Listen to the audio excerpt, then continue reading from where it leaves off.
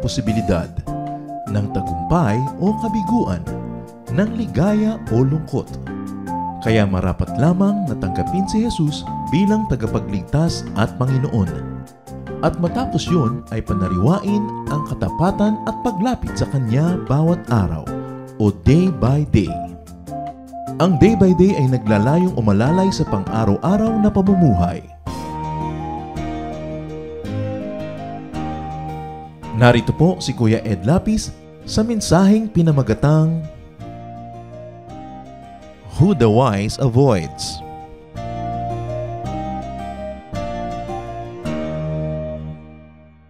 First Corinthians 15:33. Don't fool yourselves. Bad friends will destroy you. Ang ating pag-aaral, pinamagatan natin, Who the Wise Avoids. Sino ang iniiwasan ng mga matatalino, marurunong? Dear God, we thank you that you are knowledgeable, that you are wise, and we can partake of your wisdom. Papagliwanagin niyo po ang aming isip, turuan kami, at sa sandaling ito, kami po inyong pakalinisin, maging karapat-dapat tumanggap na inyong pagtuturo, pagtutuwid, pag-akay, pagpapalakas, at pagpapagaling. Be our preacher, be our teacher. Speak to your people, O God. Use your servant only as your instrument. Set people free, heal people, empower people. We ask in the name of your Son, Jesus. Proverbs 1:8-9. My child, obey the teachings of your parents, and wear their teachings as you would a lovely hat or a pretty necklace. Sa Proverbs, talagang koleksyon ng karunungan, malinaw ang sinasabi na makinig sa mga magulang. Pahalagahan ng kanilang mga payo tulad ng pagpapahalaga mo sa anumang magandang kasuotan o mamahaling hiyas. According to Proverbs, parents or elders are wise, and therefore, they are good friends. Well, at least 99% of the time, bihira naman yung parents who are not wise or wiser than their children or who would really intentionally harm their children. Although, paminsan-minsan, nagkakaroon ng ganong aberration or abnormality, but it is an abnormality. Generally, parents could be trusted and should be heard and listened to. Proverbs teaches us, value and live by the teachings of people who are experienced. Pag sinabing parents, it goes na mas matanda kaysa doon sa kausap, ibig sabihin lang experience. Lalo nung araw na ang karunungan associated with experience. Kailangan ma-experience mo para matutunan kasi wala pa naman na sobrang maraming available knowledge from the bookshelf or from institutions or from the internet like today. So experience is still very, very precious even now because people can actually only be more informed, but it doesn't mean that they become wiser. It takes a lot of time, it takes experience, trial and error to really be wise. So value and live by the teachings of people who are experienced. Sino sa paligid ninyo ang mga tao ang more experienced than you are in various fields of interest? Siyempre, mga area, you are more experienced, but there are many other areas where other people are better experienced than you are. So, live by the teachings of people who know you. Not only know you by information, but people who really care for you. Marami tayo kasing pwedeng kuhanan ngayon ng payo, ng katuruan, ng guidance, direction, but it's important for you to realize how much of your counselor really cares for you. Katulad ng halimbawa, kahit na lamang sa ordinary counseling encounter, may dalawang uri kasi ng counseling at dalawang uri ng counselor. Yung counselor na pag dumaing ka ng problema, pagka ikaw ay nagsabi ng mga kabigatan mo ng loob, ang ituturo sa iyo magtiis, magdusa, yung laging magpaapi ka. Pagka ganun ka napatapat na counselor at nakinig ka sa kanya, yun ang magiging ending ng buhay mo. May mga counselor naman na ang gusto niya, winner ka. Ang gusto niya, yung hindi ka nagpapaapi, although hindi ka naman tuturo ang mang-api. Yung hindi ka, basta lang lagi nagtitiis, tuturuan kang baguhin, improve ng buhay mo. So, depende kung sinong counselor mo ang magiging takbo ng buhay mo if you listen to your counselor. So, ang tanong mo sa counselor mo, does the counselor care for me? Pwede kasi mangyari na yung counselor cares for her or for his reputation. Lalo pag pupunta ka sa religious or spiritual counselor, maraming counselor na ang kanilang image, ang una nilang inuuna na pahalagahan. Nasabihin nila, baka pag tinuruan ko tong taong to na mag-enjoy sa buhay, pag tinuruan ko siya na makalaya, pag tinuruan ko siya na paluwagin ang buhay niya, magmukha akong liberal, magmukha akong konsentidor, magmukha akong masama. So, tuturuan ko na lang siya nung kadalasang itinuturo. Magtiis ka, magtiyaga ka, magtimpi ka, para safe ako. Hindi ako malalagay sa alanganin na mukhang liberal ako. Pero ang totoo, tinulungan ko ba yung counseling? O in-improve ko lang ang aking self-image and image in front of people? Because a real counselor that you should listen to is the one who cares for you. Yung hindi ka laging ipapatalo. Yung hindi ka laging na lamang isasakripisyo. Kasi may mga ganon. Of course, it makes them look good, it makes them look more godly, but do they really help you? Napakahalagang pinipili kung sino ang pinapakinggan. Kaya panalo tayo pag nakikinig tayo sa mga magulang natin. Kasi nga 99% of the time, mas matalino sila, mas experienced sila, at mahal nila tayo. Hindi sila magpapayo ng ikatalulugi o ikakatalo natin needlessly. Sa pagpapatuloy ng Proverbs chapter 1, verses 10 to 14, don't be tempted by sinners or listen when they say, come on, let's gang up and kill somebody just for the fun of it. They're well and healthy now, but we'll finish them off once and for all. We'll take care of their valuables and fill our homes with stolen goods. If you join our gang, you will get your share. Ito yung banditry, robbery, nung araw, nangyayari pa rin ngayon. Pero, maraming equivalent itong paggawa na ito ng masama sa ating panahon. Hindi kailangang pukpukin mo yung tao, nakawan mo siya, patayin mo siya, para gawan mo siya ng masama. And so think of the equivalent. Because there could be people who are influencing you and me to do evil to others. Maybe not as naked as killing somebody or robbing somebody, pero ganun pa rin ang effect na nakawan yung kapwa ng katahimikan, kapayapaan, o ari-arian, o reputasyon. May mga ganung magnanakaw pa rin ngayon. May mga ganung pa rin mamamatay tao.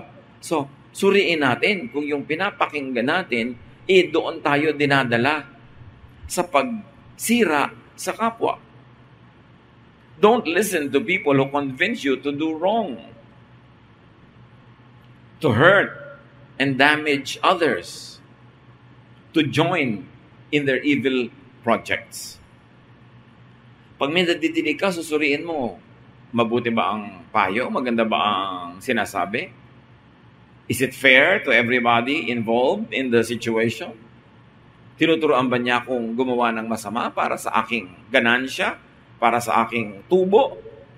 Marami yun. O mandaya ka. Uy, nagtitinda ka pala ng manok. Ganitong gawin mo para madaya mo timbang. Yun ang equivalent dyan ngayon. Nakakagawa ka rin ng masama sa kapwa. Nananakawan mo rin sila kasi nagbabayad pala sila nung pampabigat ng manok. Hindi yung manok talaga ang nababayaran nila.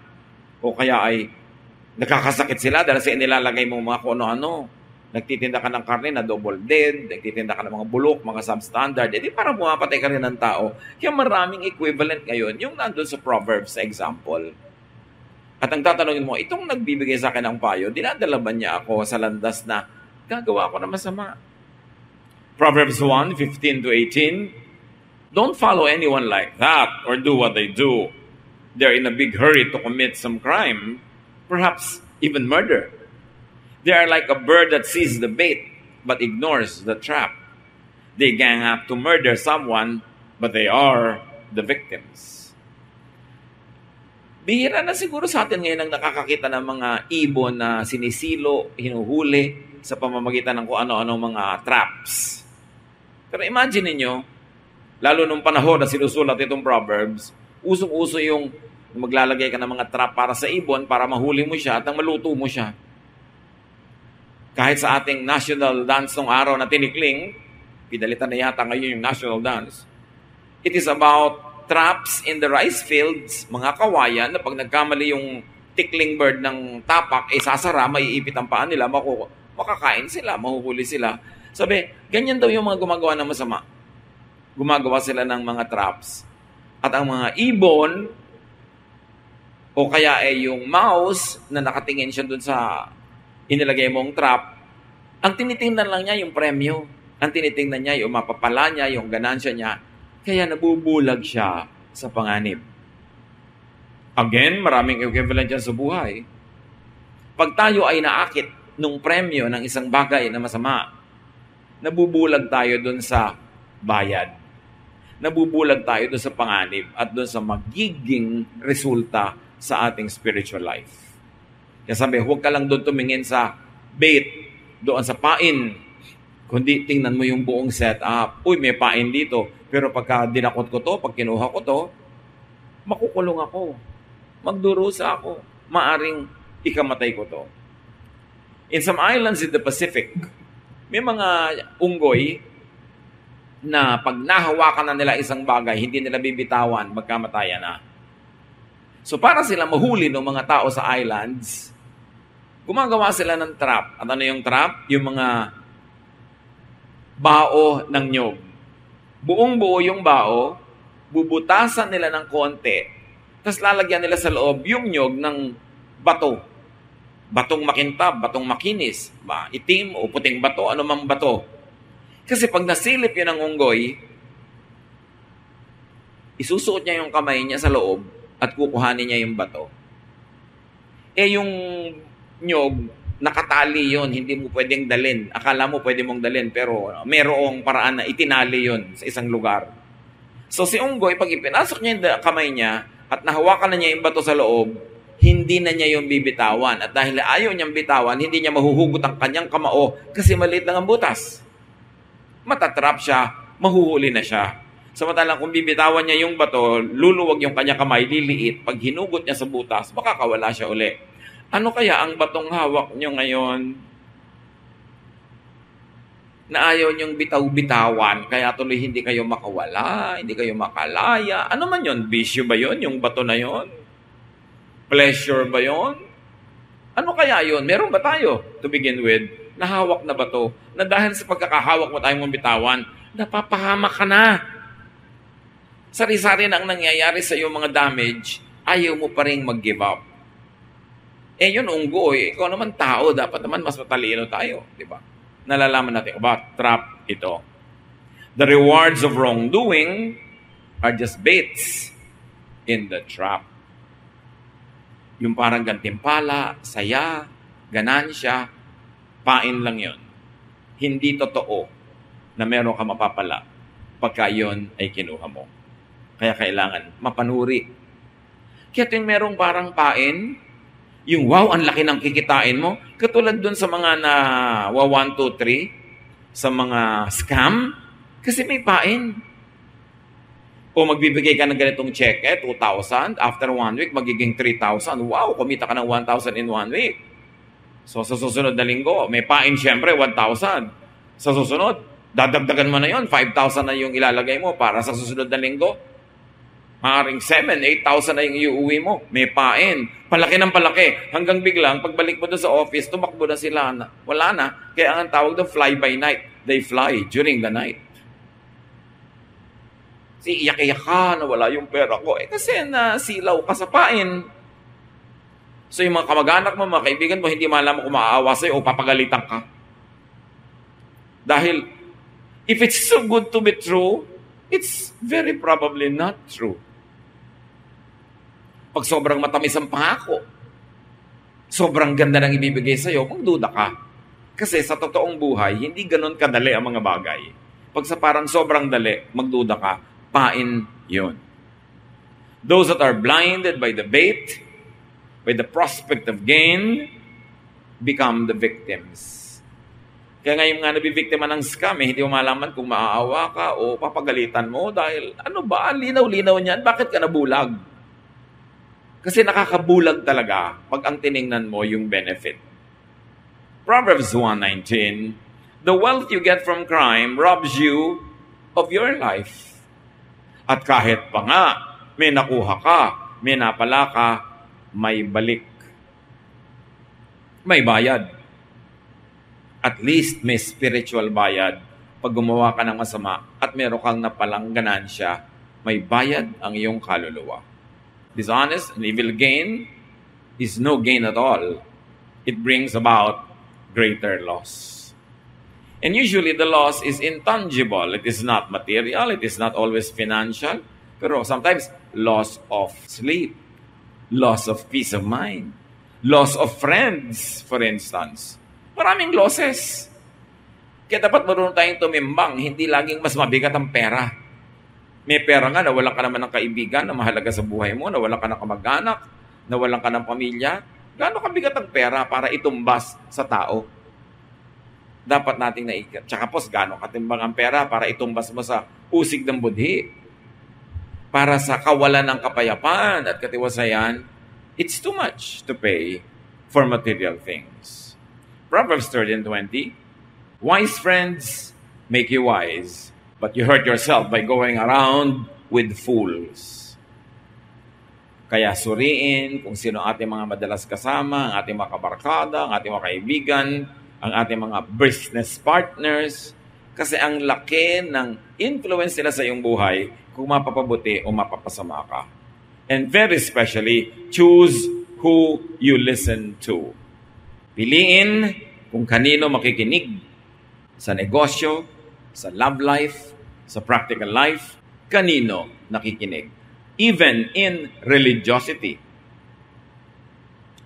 Because able preachers could speak based on verses of the Bible, what they want to say, what they believe in, and what they want to promote. Kaya may mga preachers na tuturuan kang laging maghirap, magdusa, magtiis, may version na ilalabas. May preachers din naman, natuturuan ka na kung paano ang buhay ay ima-maximize mo, tulad ng ituturo ni Solomon, paano ka mag-enjoy nang hindi ka gumagawa ng masama, may verse din silang ilalabas. Kasi very interestingly, the Bible gives people a lot of choices. The Bible really gives people so much room to maneuver in. Kaya kung very conservative ang preacher, conservative ang preaching, conservative siyempre ang effect. Pero kung very progressive, halimbawa yung preacher, progressive yung approach, progressive din ang effect. Kaya the same Bible, the same God, the same Jesus, iba-iba ang lifestyle ng mga Kristiyano, depende kung kanino sila nakikinig. Napakalaking factor yung pagpili mo, kanino ka nakikinig. Kasi syempre, from the printed word, you have to go through scholarship. You will have to go to reading, understanding, then interpretation, then application. Ang laki na ng personal factor ng teacher doon. Kaya may makikita ka mga Christians na sobrang progressive, sobrang modern ang approach, merong sobrang conservative. Pero the same God, the same Bible. Kasi iba-iba yung preacher nila pinapakinggan. So ano gusto mo mangyari sa buhay mo? Gusto mo halimbawa hindi ka magpagupit, yung hanggang lupa ang buhok mo? Eh di makinig ka sa preacher na yun ang itinuturo. Kasi meron din verse nun. Gusto mo wala ka na halos makain, bawal lahat? Eh di sumunod ka doon sa preacher na yun ang pina-emphasize. Kasi ang dami din ka ng verses. Pero may verses din ang nagsasabi that, tulad ng sinasabi ni Jesus, you are free to eat anything because food does not make you spiritually dirty. So kanino ka nakikinig? Yun ang mangyayari sa buhay mo. Importanteng pinipili talaga. Beware of how much you get influenced by friends, by people you hear, and by persons who colonize your brain. Ang mga tao parang halaman. Alam niyo ang halaman, kung pwede lang niyang solohin yung langit, i-spread niya lahat ng kanyang mga branches, tatakpan niya ng leaves siya ang lahat ng space para siyang sumagap ng lahat ng araw. Kung kaya niya lang gawin yun. Kaya sa mga gubat, ang tataas ng puno, nag-uuna-una silang tumaas para pag nasa taas na, ibubuka nila ang kanilang mga sanga, makukuha na nila lahat yung araw, wala nang makukuha yun nasa ilalim. Nothing grows in the shadow of a big tree. Ganon din ang tao. Yung brain mo, hindi ka kontentong nasa loob lang ng bungo mo. Gusto mo yung brain mo i-transplant sa bungo ng iba para yung iniisip mo ang isipin nila, yung gusto mo ang gustuhin nila, at maging sunod-suduran sila sa yung iniisip o pinapaniwalaan. Ganon ang lahat ng tao.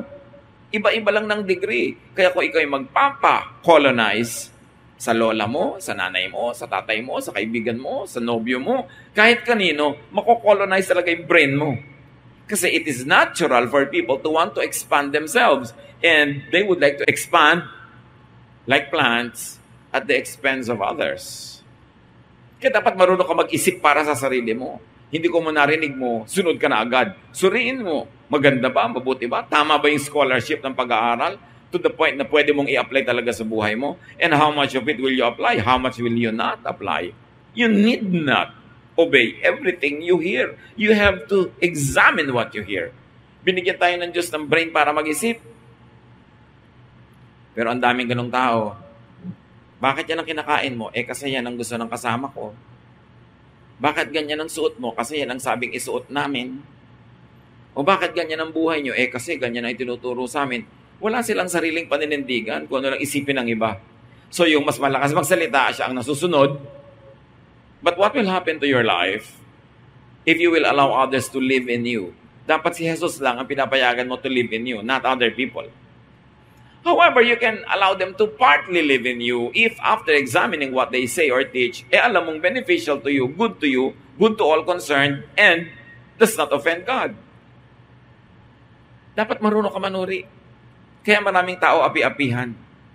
Kasi hindi sila natutong mag-isip para sa sarili, manindigan para sa sarili, lagi nilang sumasang-ayon. Kaya lagi nilang nakakain ang hindi nila gustong kainin, pinupuntahan ang hindi gustong puntahan, ginagawa ang hindi gustong gawin, kasi may ibang nakatira sa utak nila na nagiging amo nila. 1 Corinthians 15:33, don't fool yourselves. Bad friends will destroy you. And if I may add, bad theology can destroy you. Bad homiletics can destroy you. Bad teaching can destroy you.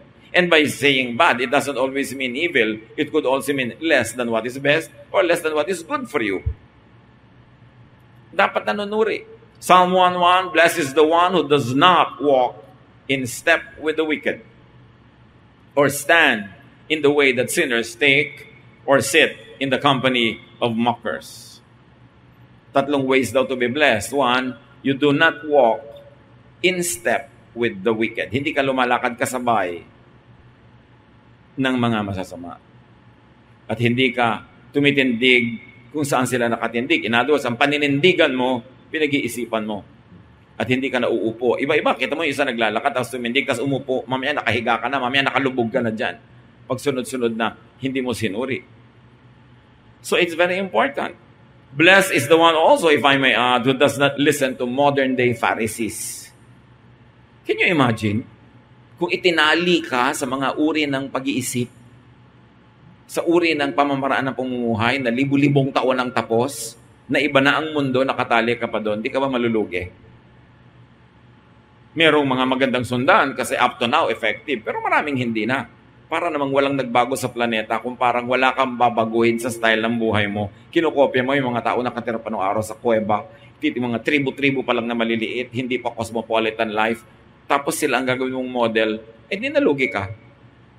Kanya-kanya-kanyang kalugihan. Depende kung saan ka sumusunod. Proverbs 14:7, stay away from fools or you won't learn a thing.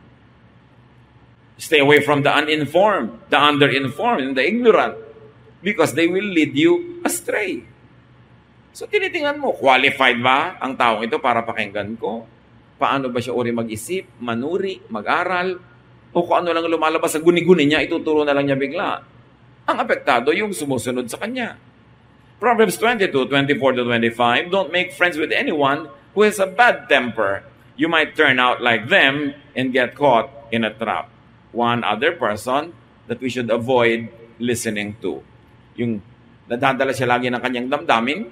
Siyempre, pamisa-minsan, may damdamin ka talaga nangingibabaw. Pero pamisa-minsan. Pero may taong laging bad temper na lang nila umiiral, huwag sumama, huwag sumunod, kasi kasama kang mapapahamak. And very importantly, avoid gossipers, whisperers, bubulong-bulong, susumbong-sumbong, parang bubuyog. Alam niyo yung bugtong, eto na si Ingkong, bubulong-bulong, sagot, bubuyog. Pero maraming tao bubuyog, yung lalapit sa'yo, may ibinubulong. Dati kanina, masaya ka. Nung bumulong siya, lumungkot ka. Dati yung isang tao, tinitingnan mo lang positively or in a neutral way. Pagkabulong niya, negative ng paningin mo. Na-influence ka na pala. Alam niyo bang napakalakas maka-influence ang chismis? Kasi masarap ang chismis. Sabi sa Bible, Proverbs 26:22, there is nothing so delicious as the taste of gossip. It melts in your mouth. Delicious talaga yan. Kaya pagka biglang tinikman mo yan, gusto mo pa more and more. But it will destroy your character, it will destroy your intelligence, and even your fine judgment. Because gossipers will influence you to be negative. Nakakita na ba kayo ng gossiper na paglapit sa'yo? Kilala mo si person A? Ang bait niyan, ang buti niyan, masipag yan. No, negative lagi ang dala niyan. Kaya didilim yung paningin mo tungkol doon sa tao without even knowing the facts. Kaya dapat sabi mo, masamang espiritu, lumayo ka sa akin. Kasi talagang masama ang spirit nang nagchichismis.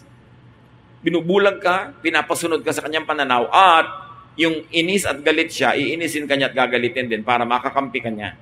Kaya kanya ini-influence. Dapat lagi mong sinusuri, ini-influence ako ng kausap ko, ano kaya ang gusto niyang puntahan namin? Ba't niya ako inaakay? Anong influence yun? So be responsible, be careful in how you influence others. So far mula kanina, ang pinag-uusapan natin is how to be careful with others who influence you. But very importantly also, we should be careful with how we influence others.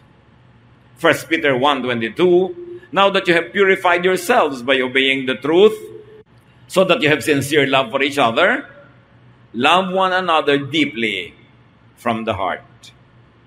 Do not use your access, do not use your influence to negate people from the good. Surely, meron tayong na-influence. May taong nakakabulong tayo sa kanila, nakakausap natin, nakikinig pa nga sila sa atin. Kumisa pa nga, tinatanong pa tayo kung anong gagawin nila. Tiyakin ninyo na matapat tayo sa Diyos na yung influence natin ay hindi natin ginagamit para sa atin lang sariling kapakinabangan, para ipahamak yung tao, o para gamitin siya ng instrumento lang ng gusto nating mangyari sa buhay. Do not maliciously influence others. And let me tell you, advertisements are created to influence you to buy. Conscious yun. So, laging magmadali. Hanggang ganito na lang date, may libreng palanggana. So, sa kasakiman mo sa palanggana, hindi mo na tinignan na hindi mo naman kailangan yung bibilin mo dahil yung palanggana ang naiisip mo doon. May bait. Magmadali hanggang mamaya na lang. Kasi alam nyo, ang nagmamadali, lagi nalilito, madalas nagkakamali. They appeal to impulse buyers. Pag nag-decide ka today, may dagdag na papaya. So yung papaya ang naiisip mo, yung bibilin mo worth 10,000. Tapos papaya yung nakabulag sa'yo. Maraming ganon. Kaya may mga libre, may isang bote ng something, may nakadikit na maliit na libre. Yung libre ang gusto mong maiuwi, binili mo ngayon yung bote, expired na pala. Kaya may kasamang libre. Kasi kung ang ganda-ganda ng product, hindi pa siya mag-expire, bakit dadagdagan pa para bilhin mo lang? Magduda ka, may pain ha, may bait. Sometimes naman, maganda yung pain at total, gagamitin mo na bukas, ano kung mag-expire sa makalawa. Pero kung hindi pa, baka lugi ka. Dapat tuwing merong pain, mag-isip ka. Lagi ka mag-isip. Lalo't may deadline na sino man ang mag-decide na bibili ngayong araw ding ito. Kasi mabubulag ka eh. So, nung araw, pag-graduate sa high school, we took aptitude tests. Yung kukuha ka ng exam, may mga sagot, mga bilog-bilog, shape-shape, pipiliin mo lang, pero lalabas kung ano ka at anong kurso ang pinakabagay sa'yo. Lumabas sa akin ang pinakabagay na course, law. Eh di sabi ng tatay ko, anong bagay sa yung course na nakuha mo? Sabi ko, law, daddy, law. O ano, law ang kukanin mo? Parang ayoko eh. Bakit? Kasi a good lawyer is defined this way. You are able to put in jail an innocent person, or you are able to set free somebody who is guilty. Ang galing mong lawyer. Kasi ko parang ayoko yatang ganun. Hindi naman lahat ng lawyer ganun, pero ganun yung makitid na pananaw ko nung araw about law and the practice of it. Ang number 2, na lumabas sa akin, advertising. Totoo talaga dapat, una, lawyer ka o dapat nasa advertising ka. O bakit na naman ayoko ng advertising? Kasi ang magaling na advertiser, yung papabili mo ang tao ng isang bagay na di niya kailangan. Nakaka-create ka ng artificial need. Na parang miserable siya pag wala yung product mo, bibili niya ito. Sabi ko, masyado yatang manipulative. Sabi ko, parang gusto ko na lang mag-masscom. Bakit naman masscom? Sabi tatay ko, kasi isa lang ang math. Yun lang. So, anong yun lang? Kung ang dami-daming mat, nangamote ako, di wala akong kwenta na mat, di ba? Kailangan yung medyo meron akong chance. So, in other words, susuriin mo, saan ka ba dinadala ng mga gusto mong puntahan? Gusto mo ba talaga yung destination na yon? Halimbawa, meron ka ngayong napupusuan dyan na kung sinong babae o lalaki. Tingnan mo yung pamilya. Anong pamilya ang papakasalan mo? Saan ka dadalhin ng taong ito? Sa pamilyang ubod ba ng gulo? Ubod ng tahimik? Ano ba? Gusto mo ba talaga yung magulo dahil mahal mo siya? Gusto mong ayusin yung buhay niya? Gusto mo talaga maging savior of the world? Anong gusto mo mangyari? Kasi dadalhin ka niyan kung saan. So dapat lagi kang conscious, saan ako dadalhin ito? Dapat sa church, yung mga tao, lalo ngayon, may freedom of religion naman, nakakapili ka kung saan ka sasali.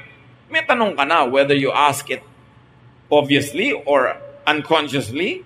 Ang tanong mo is, anong gagawin niya sa akin pag nag-member ako dito? Anong mangyayari sa buhay ko pag sumunod ako sa mga katuroan niyo? Anong gagawin niya sa akin?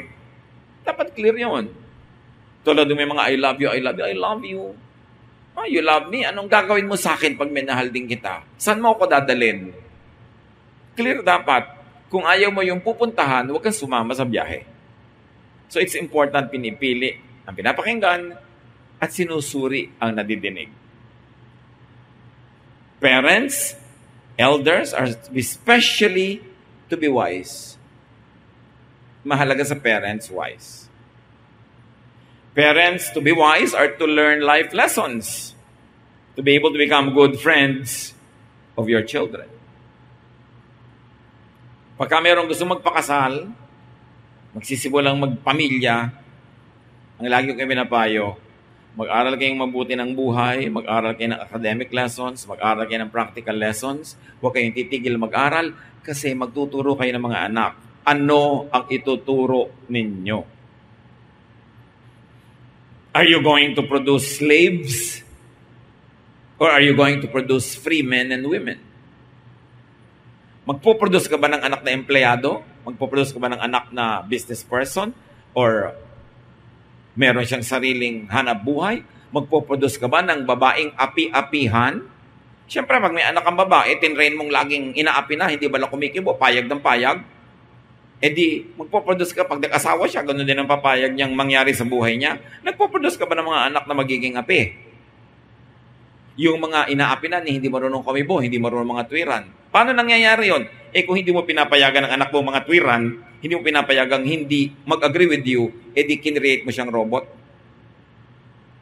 If you want to prepare your children na may paninindigan, hindi sila dali-dali na lamang na inaapi ng iba, pag may pinapagawa ka, may inuutos ka, may tinuturo ka, pwede mong sabihin, anak, pag inutos ko sa'yo, gawin mo, wala kang choice. Pero pag sinabi ko sa'yo, anak, gusto mo ba ito o ayaw mo, pwede kang umayaw. Kasi tinatanong kita.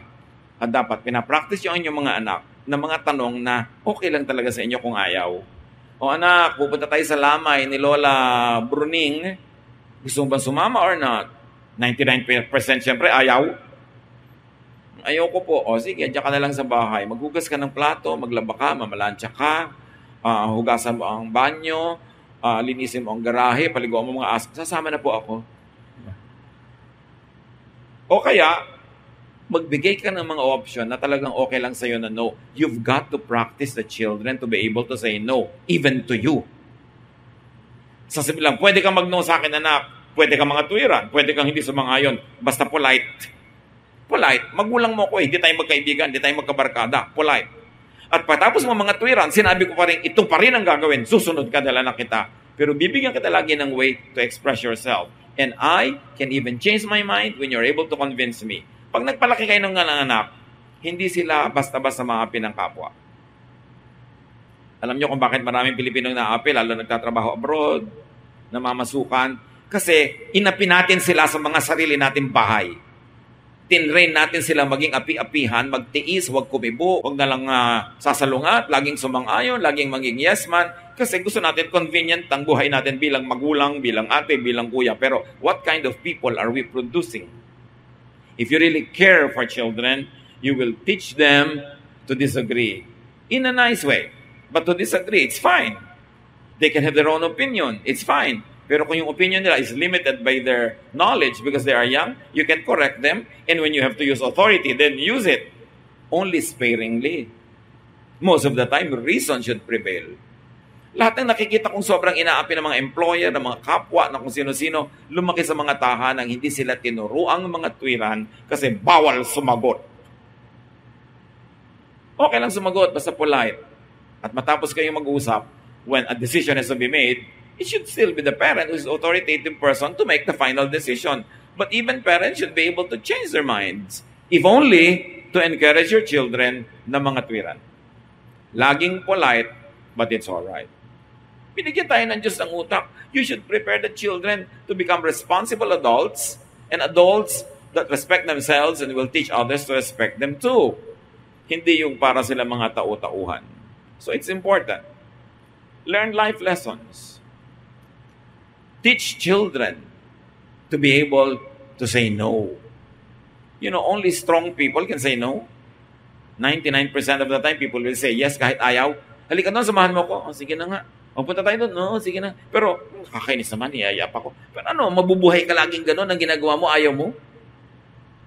Kailangan may paninindigan. Proverbs 22:6, teach your children right from wrong. And when they are grown, they will still do right. So, ang pagtuturo sa formative years, then nababawasan, nakokontian habang lumalaki yung mga bata para marunong din sila mag-experiment at give them a chance to commit mistakes. Basta hindi fatal, hindi malaki ang damage, matututo sila. Doon mo tututukan habang bata. Pag naturuan mo ng mabuti, kahit lumaki na yan, automatic na mga gagawin nila kasi nakaprogram na sa kanilang pagkatao kung ano yung tama at kung ano ang mali. So make sure, if you are going to teach children right from wrong, that you know right from wrong. Ang laking pananagutan na maging magulang, hindi lang yung biologically, nanganak ka, magulang ka na, kasi magpapalaki ka ng tao. Madaling maging tao, mahirap magpakatao, sabi ng matatanda. So, ang tuturo natin sa mga bata, magpakatao, maging isang kumpletong human being. But you cannot give what you do not have. Kaya duty ng mga nagiging magulang, ano man ang edad nila, na patuloy na mag-aral para may maituro silang mabuti sa kanilang mga anak. Ecclesiastes 7:25, as a leader, as a parent, as an elder, gayahin si Solomon. Nung binigyan ng Panginoon ng duty to become king, ang hiningi niya wisdom para ikabuti ng mga tao ang kanyang pangunguna. Kasi kung siya imangmang, hindi napahamak lahat ng sumusunod sa kanya. Ecclesiastes 7:25, so, I decided to learn everything I could and become wise enough to discover what life is all about. At the same time, I wanted to understand why it's stupid and senseless to be an evil fool. Sabi ng Ecclesiastes 7:25. Sabi ni Solomon, pinag-aralan ko lahat. Kasi hari ako eh. Dapat pag kailangan magpasya, marunong ako magpasya. Kailangan alam ko ang tama. Kung limitado ang alam ko, doon lang ako magpapaikot-ikot sa alam ko, di ang liit ng mundo. Kailangan palakihin ang mundo. At ang pagpapalaki ng mundo ay pagpapalaki ng utak, ng isip. Mas meron kang pananagutan sa kapwa, teacher ka, mag-aral ka. Elder ka, mag-aral ka. Importanteng may ibinibigay na mabuti sa mga sumusunod sa atin. Matthew 12:36, I promise you that on that day of judgment, everyone will have to account for every careless word they have spoken. When you speak, be a blessing. When you lead to the good, not to the bad. To the improvement, betterment of those who follow you or listen to you. At kung pwedeng idagdag, on that day of judgment, everyone will have to account for every careless word they listen to. Ano ang pinapakinggan? Anong mga TV programs ang pinapanood? Anong radio programs ang pinapakinggan? Anong mga babasahin ang binabasa? Anong mga post ang binabasa? Lahat yan makaka-influence sa atin consciously or unconsciously. Garbage in, garbage out. Do not let garbage into your mind because it will produce garbage. We have a responsibility to each other, especially to those who believe in us, who follow us, that we should increase our knowledge, increase our wisdom so that we can help them find a better life. Dear Lord, we thank you that you are wise, that you are our leader, you are our Father, and you want nothing but the good for us. Turuan mo kami, Lord, na manuri Kung kami nakikinig, akala namin kayo ang may sabi. Manuri kami, consistent ba ito sa inyong character? Will you, our loving God, really teach this or make us obey something like this? Teach us, Lord, to examine what we hear. Mga nadidinig namin, nakaka-influensya sa aming buhay, at turuan mo rin po kaming suriin ang aming sarili kung kami ay good or bad influence sa aming kapwa. Pagbulay-bulayan natin ito, ano ang kahulugan nito sa ating buhay? Manahimik ang lahat sa presensya ng ating Panginoon.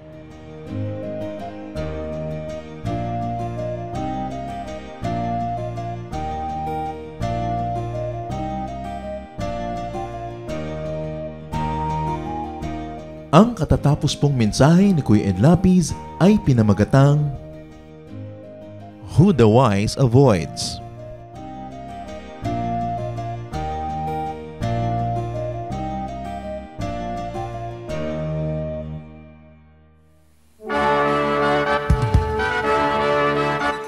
Halina't sama-samang sumamba at magdiwang sa Day by Day Jesus Celebration kasama si Kuya Ed Lapiz.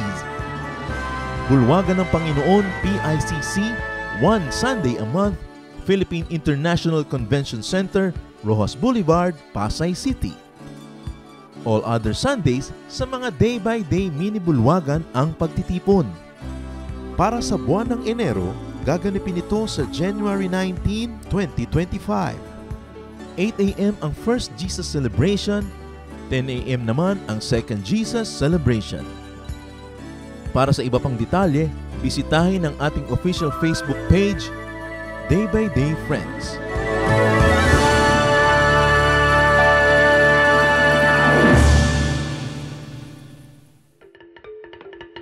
Dumako po tayo sa mga hiyas ng bayan, mga kayamanan po ng ating lahi, ng ating lipi, na maaari nating pagyamanin, kilalanin at itampok. At ito po ay atin ding ipamana sa mga darating pang henerasyon. Ang atin po ngayong itatampok na hiyas ng bayan ay ating mga kasabihan. Marami po tayong magagandang mga kasabihan. At bakit po kayamanan ng bayan ang mga kasabihan? Sapagkat ito po ay mga karunungan na naipon, sinala, niliglig, binuo ng panahon. Sa tagal ng ating mga karanasan bilang isang bayan, bilang mga mamamayan, bilang tao, ang ating po mga ninuno ay nakabuo ng mga salawikain na nakabase sa mga mahahaba, matatagal at malalalim na mga karanasan. Kaya dapat lamang namang pahalagahan ang mga kasabihang ito sapagkat hindi naman tayo basta-basta makakaimbento ng kasabihan sa loob ng isang araw o isang linggong karanasan. Kailangan po ang mahabang pag-oobserba sa buhay, pagdidili-dili, at pagkatapos po ay pagbubukas ng isip. Ang atin pong kasabihan na itatampok sa araw na ito ay galing sa Katagalugan, ang kahoy na likot baluktot, hutukin hanggang malambot. Kung lumaki at tumayog, mahirap na ang paghutok. Talaga nga naman po, tamang-tama.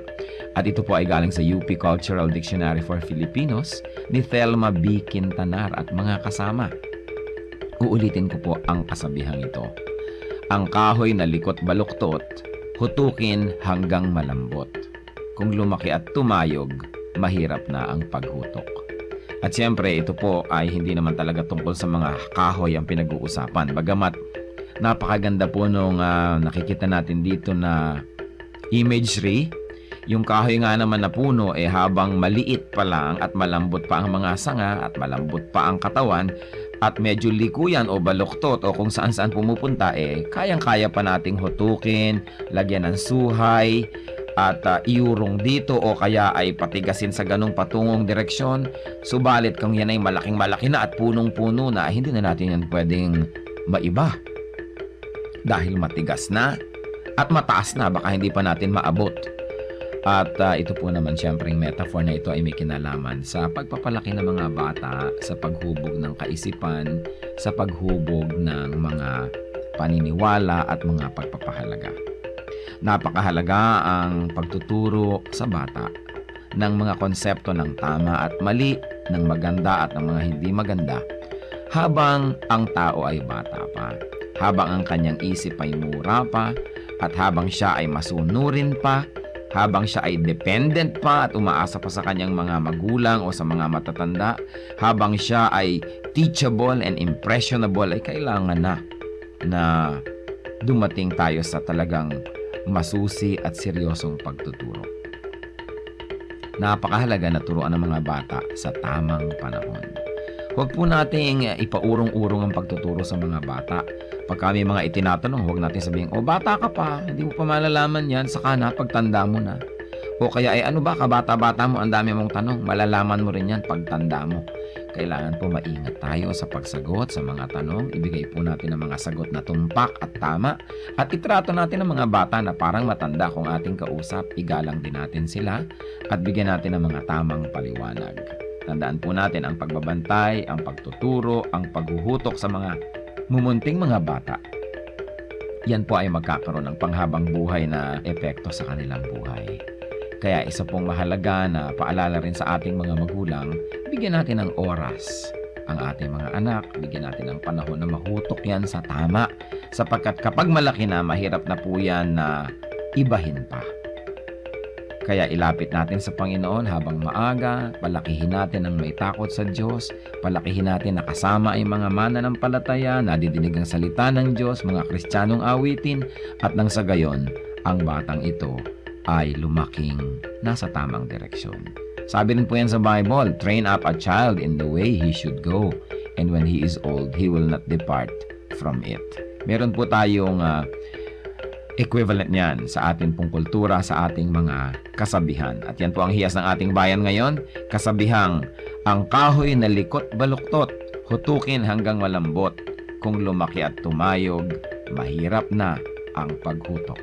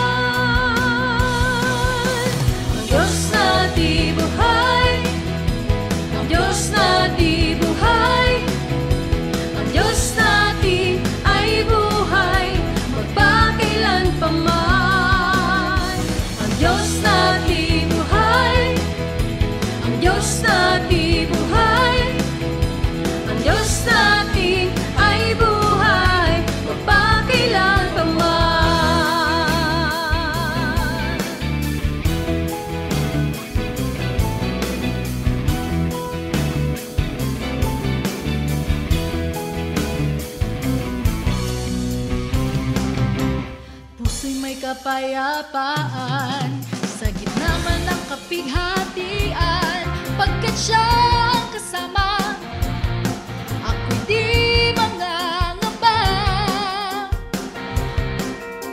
Purihin ka, O Diyos, kataas-taasan, purihin ka, Jesus, magpakailanman. Siya ang Alpha at Omega, makapangyarihan.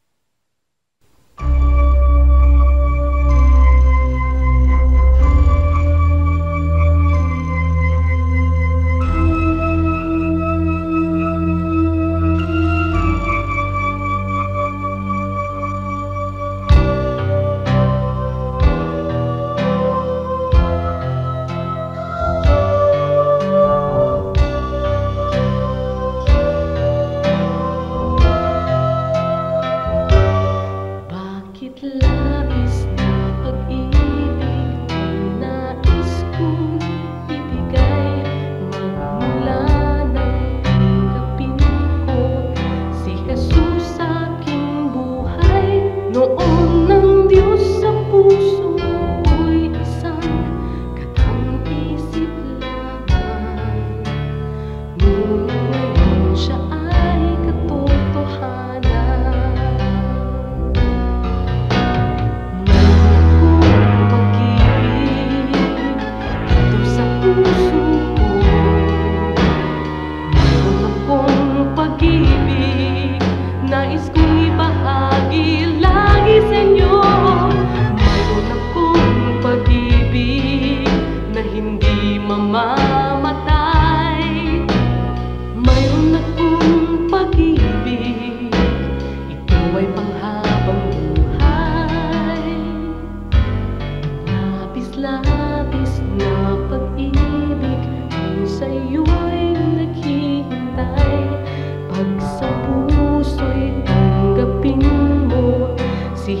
Jesus na siyang buhay.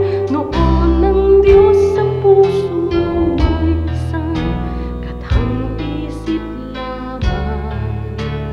Ngunit ngayon siya ay katotohanan. Mayroon akong pag-ibig dito sa puso ko. Mayroon akong pag-ibig, nais kong ibahagi lagi sa inyo. Mayroon akong pag-ibig na hindi mamamatay. Mayroon akong pag-ibig, ito ay panghabang buhay. Mayroon akong pag-ibig, ito ay panghabang buhay. Mayroon akong pag-ibig, ito ay panghabang buhay.